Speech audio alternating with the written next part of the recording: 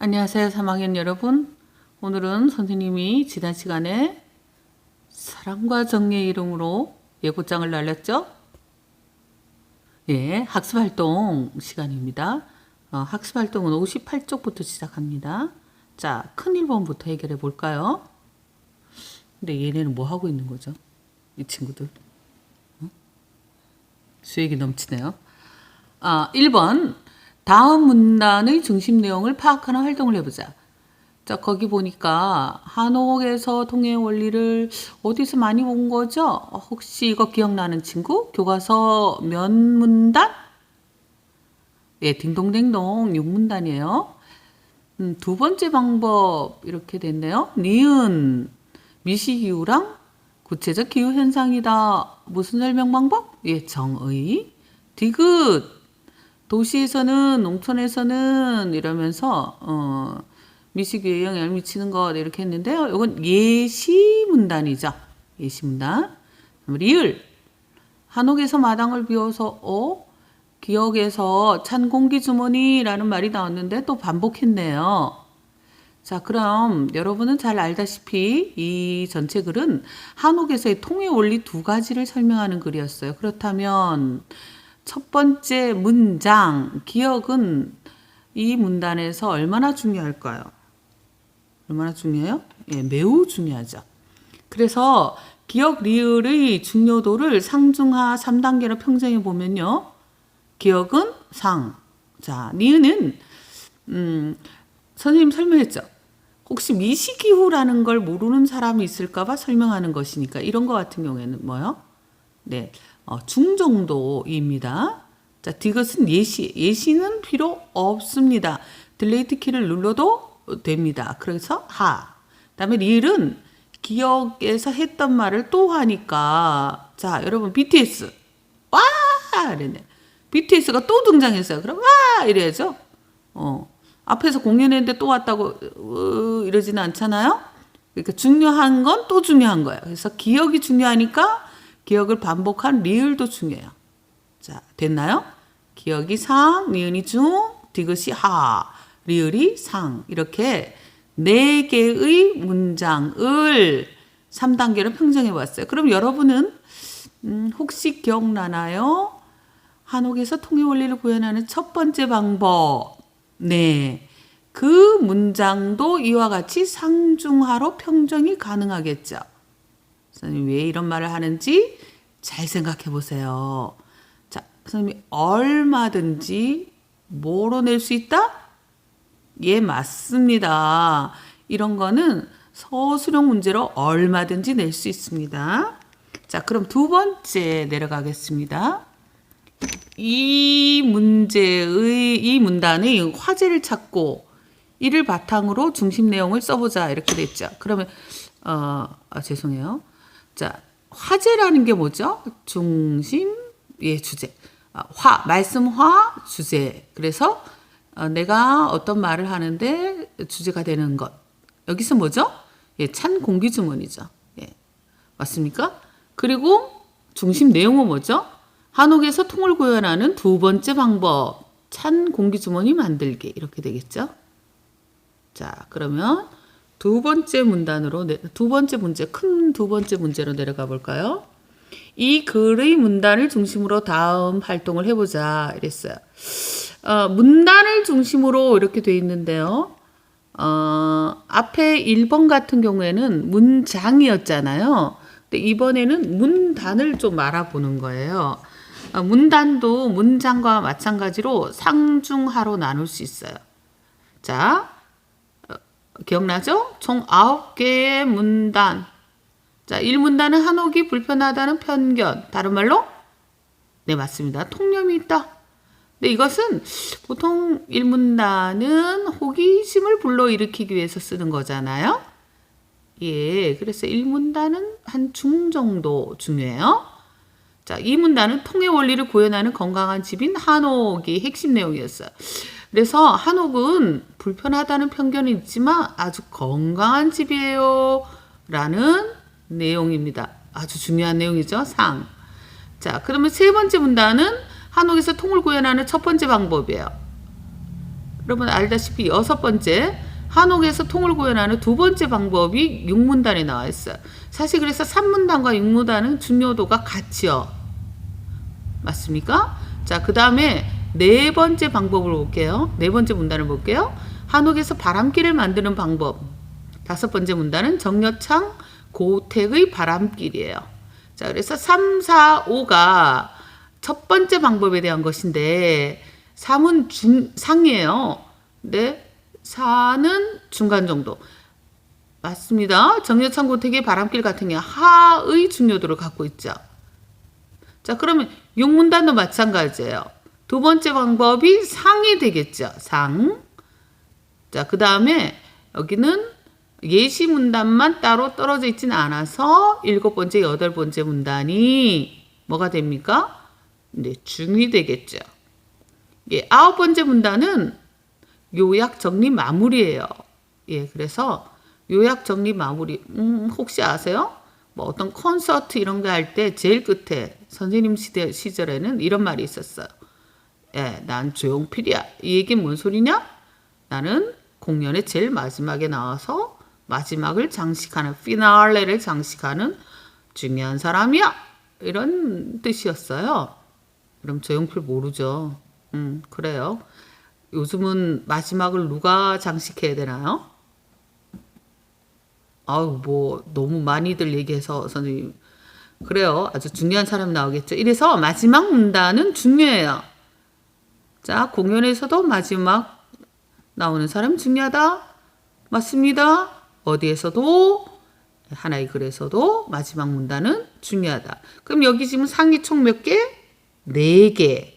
하는 하나. 이렇게 외우시면 되죠. 나머지는 중. 자, 이 중요도의 상에 해당되는 내용을 바탕으로 이 글 전체의 주제를 써보자. 자, 선생님이 저 위에 보면 어떤 데 색칠을 해놨죠? 통의 원리, 한옥, 통, 구현, 친자연적. 자, 이런 것들을 모아서 주제를 만들었어요. 한옥은 통의 원리를 구현하는 친자연적인 건축이다. 이렇게 할 수 있죠. 선생님 너무 빨라요. 저 이거 쓰는데 선생님 팍 지나가셨어요. 여러분, 그 공지사항이에요. 어디요? 공지사항에 선생님이 PPT를 줄 거예요. 그 PPT에 정답이 다 있어요. 자, 선생님처럼 여러분들도 선생님 수업을 듣고 또 그 PPT를 활용해서 이렇게 교과서에 쓰셔요. 이렇게 쓰시고, 이번은 퀴즈가 아니에요. 자, 여러분이 이렇게 필기를 한 내용을 이제 사진으로 찍어서 인증사진 남기시는 것. 이게 이번 주 과제입니다. 아니, 이번 과제입니다. 알겠습니까? 그래서 선생님, 저 필기 못했는데 빨리 넘어가셔. 아니에요. 필기 충분히 할 수 있습니다. 자, 이번에는 59쪽 넘어가 볼까요? 59쪽. 자, 3번. 이 글의 구조와 내용 전개 방식을 파악해보자. 모든 글에는 구조가 있죠. 뼈대가 있어요. 자, 그런데 그 뼈대와 뼈대 사이가 관계가 있어야 된단 말이에요.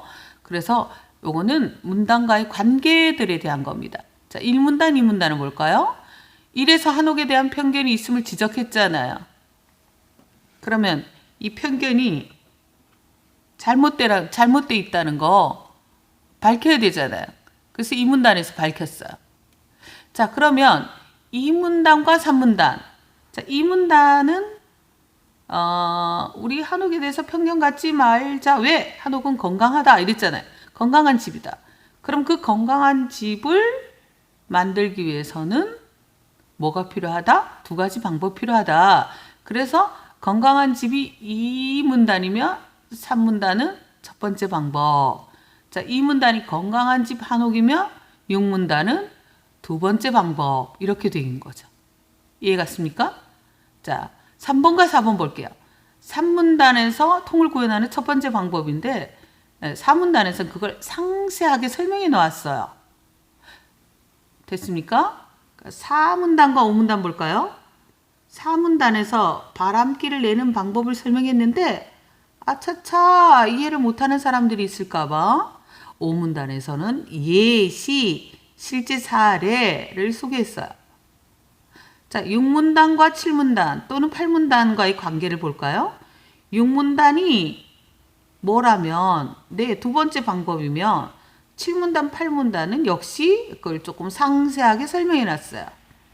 그럼 2문단부터 1문단은 뭐죠? 네, 호기심을 불러일으키는 부분이고 2문단부터 8문단이 한옥의 이제 통의 원리에 대해서 설명했잖아요. 그러면 2에서부터 8문단과 9문단은 어떤 관계가 있어요? 예, 맞습니다. 2에서 8의 내용을 요약, 정리, 뭐해요? 마무리. 요약, 정리, 마무리 한 부분이 9문단입니다. 됐습니까? 자, 그 다음으로 내려가 볼까요? 사실 대부분의 글은 크게 몇 부분? 세 부분으로 되어 있습니다. 자, 그랬을 때 이 세 부분을 이 글은 설명하는 글이기 때문에 머리말, 본문, 맺은말 이렇게 나눌 수 있어요. 혹시 주장하는 글, 즉 논설문은 세 부분이 어떻게 구성되어 있는지 기억나는 사람? 띵동띵동, 서론, 본론, 결론. 맞습니다.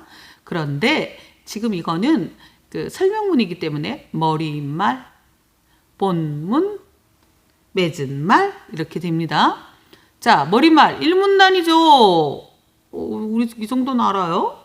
자, 맺은말 몇 문단? 9문단이죠. 예, 그러면 본문은요? 예, 2문단에서 8문단이죠. 맞습니다. 그럼 1문단은 뭐죠? 한옥에 대한 편견이 있다 이거죠. 그 다음에 2문단에서 8문단까지는 한옥은 통의 원리로 되어 있다. 첫 번째 바람길, 두 번째 찬 공기 주머니. 자, 그래서 9번째 문단에서는 요약 정리 마무리하면서 한옥은 정말 정말 친자연적이다. 이렇게 얘기하죠. 됐습니까? 친자연적이에요. 자, 그 다음에 세 번째 문제 보겠습니다. 다음의 내용 전개 방식이 쓰인 문단의 기호를 써보자. 근데 여기서 여러분 문단이라고 했기 때문에 좀 크게 얘기하는데요. 사실 문단 안에 또 소소하게 문장들이 있잖아요. 그 문장을 또 자세히 찾아보면 더 많을 수도 있어요. 하지만 지금 여기서는 좀 크게 봤어요. 자, 정의 어디 있습니까? 3문단, 6문단, 7문단. 여러분 3문단의 정의는 뭐였는지 기억나요? 딩동댕동 거시기후. 6은요? 6문단은 미시기후. 자, 7문단에서는요? 기억이 안 나요? 7문단. 자, 그 다음 대조는요? 몇 문단? 예, 4문단. 자, 4문단에는 대조라는 게 확인되는 단어들이 있었죠. 어떤 게 있었습니까? 여름, 겨울, 또 예, 사랑채, 안채, 또 대조되는 말, 차다, 따뜻하다, 덥다. 이런 단어들이 대조되어 있었어요. 자, 그 다음에 예시문단이 있죠. 예시문단. 5문단은 완벽한 예시문단이고요. 8문단은 뒷부분만 예시예요. 어쨌든 예가 나와 있습니다. 사실 이렇게 가보면요. 디귿은 예시 문장이잖아요. 이렇게 선생님이 얘기했어요. 이게 6문단인데 6문단이 전체가 정의가 아니고요. 6문단 안에도 뭐가 있다? 예시 문단이 있어요. 문장이 있어요. 그래서 이거는 이거 같은 경우에 이 3번 같은 경우에는 다 그렇다는 건 아니라는 거. 선생님, 이거 이상해요. 이렇게 질문하지 마셔요.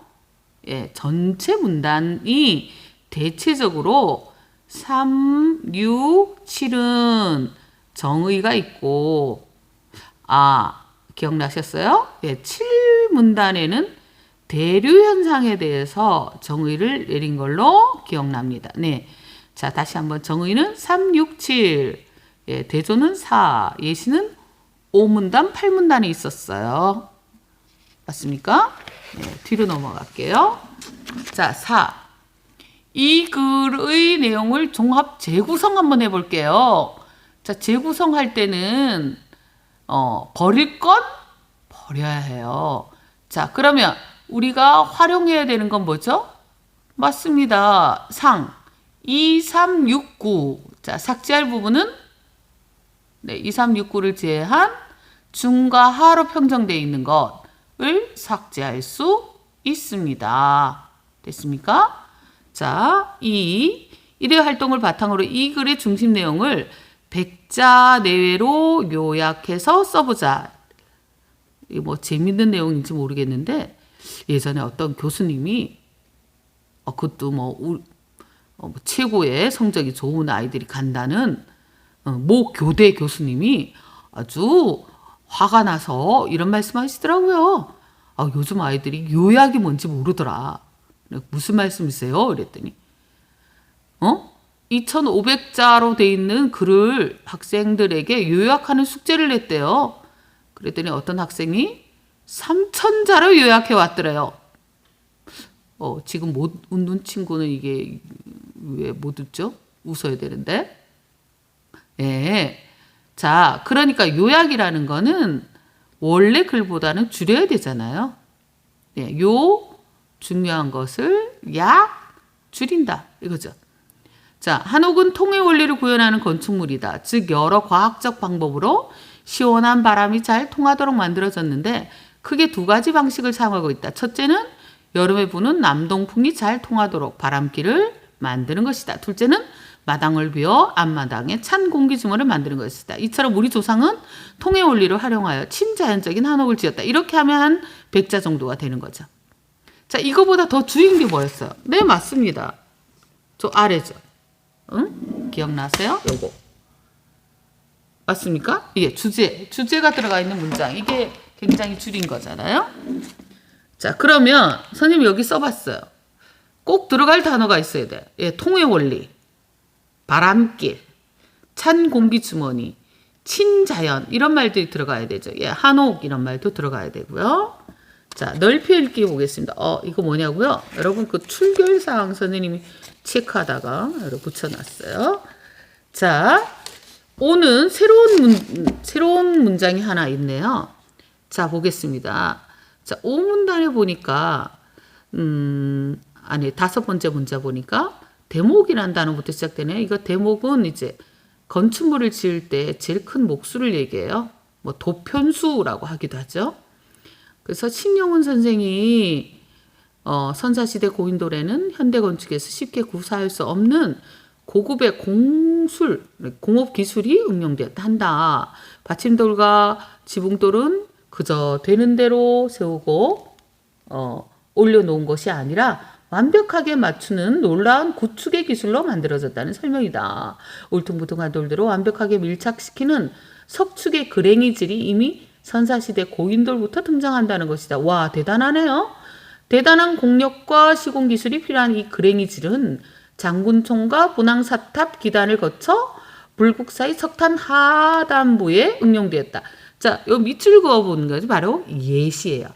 자, 두 번째 문단 들어볼까요? 그랭이질이란 이렇게 돼 있죠. 우린 알아요. 무엇이라 한다. 뭐요? 예, 정의죠. 본디 한옥을 지을 때 나무 기둥과 추춧돌을 맞물리게 하는 고난도의 공법으로 그레질이라고도 한대요. 기둥은 생기대로 풍부지만 자연석 주춧돌 위에 세워지는 대로 흔들리거나 밀리는 법이 없다. 주춧돌의 생긴 모양에 따라 나무 기둥의 밑동을 정밀하게 파내서 밀착하기 때문이다. 그래서 그랭이질만큼은 최고 건축 책임자인 도편수죠. 그랭이질이 제대로 된 두 개의 기둥에 널판을 얹으면 그 위를 걸어 다닐 수 있을 정도로 대단하대요. 자, 그 다음 문단 넘어갈까요? 자, 황 교수는 불국사가 1200년 동안 지진을 견딜 수 있었던 이유 중에 그랭이질이다. 반경 600m 안에 활성단층이 3개에서 4개 지나가. 여러분 아시죠? 경주 지진. 그쵸? 그렇게 불안전한 터 위에 779년에 큰 지진을 이겨냈어요.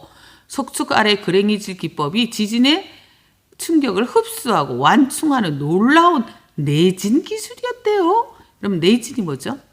띵동댕동 지진을 이기는 거죠. 선생님이 여러 나라를 다녀보진 않았는데 이제 조금 다녀봤어요.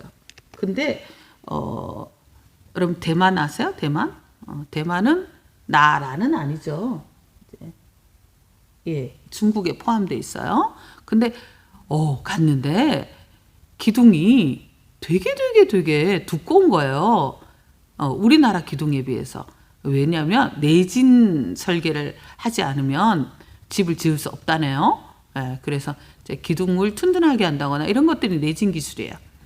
자, 불국사를 떠받치고 있는 울퉁불퉁한 돌들이야말로 현대 건축공학이 흉내내기 힘든 공술의 결정체인 셈이다. 돌 다루는 솜씨를 잃은 현대 건축은 그저 크고 높아지기만 했다. 그랬어요. 여기서 보면 여러분들 선생님은 국어 선생님이기 때문에 그 느낌이라는 게 있어요. 누가 말을 하면 예를 들어 이렇게 해서 어머 너 있잖아 오늘 옷을 너무 예쁘게 입었네. 야 너 오늘 너무 멋져. 이것과 너 오늘 옷 되게 예쁘게 입었네. 되게 멋져. 글자로 써놓으면 똑같아요. 너 오늘 옷을 예쁘게 입었네. 멋져. 하지만 어머 너 오늘 정말 옷 예쁘게 입었네. 멋져. 이거하고 너 오늘 이거하고 다르죠. 자, 그것처럼 돌 다루는 솜씨를 잃은 현대 건축은 그저 크고 높아지기만 하고 있다. 이 말은 현대 건축에 대해서 마음에 든다, 들지 않는다? 예스! 예, 들지 않는다는 얘기예요. 그래서 마지막 이 부분은 현대 건축이 과거의 우리의 전통 기술보다 좋지 않다라고 비판하는 거예요. 자, 여기 그림이 하나 있는데 잘 볼까요? 이 그림이 보면 밑에 있는 돌이 회색으로 되어 있는 게 울퉁불퉁하잖아요. 그랬을 때, 자, 그 위에 나무를 이 울퉁불퉁한 것과 맞춘다는 거죠. 이해가요? 그래서 그렇게 밑에 있는 돌과 딱 맞게 만들어 놓으면 어떻게 된다? 예. 지진이 나도 무너지지 않는데요. 선생님은 이것을 이 그랭이질 공법을 어디서 확인했을까? 네, 선생님 동네에는 한옥들이 좀 남아있거든요. 거기에 보면 다 이렇게 그랭이질 되어 있어요. 또 어디? 삼척에 가면 죽서루도 기둥이 되게 큰데 선생님이 이제 이렇게 안아보면 한 아름 정도 되는데 그 밑에 돌들이 다 이렇게 돼 있어요. 여러분이 이제 세상에 두 종류의 사람이 있죠. 첫째는 그랭이질 공법을 아는 사람. 두 번째는 모르는 사람. 여러분이 이제 무슨 사람? 아는 사람. 그렇기 때문에 여러분이 이제 어떤 절이나 아니면 그 한옥으로 되어 있는 뭐 죽서루나 아니면 오죽헌이나 이런 데를 가보면 이게 그랭이질 공법이다. 이렇게 또 같이 간 사람에게 아는 척도 할 수 있어요. 네.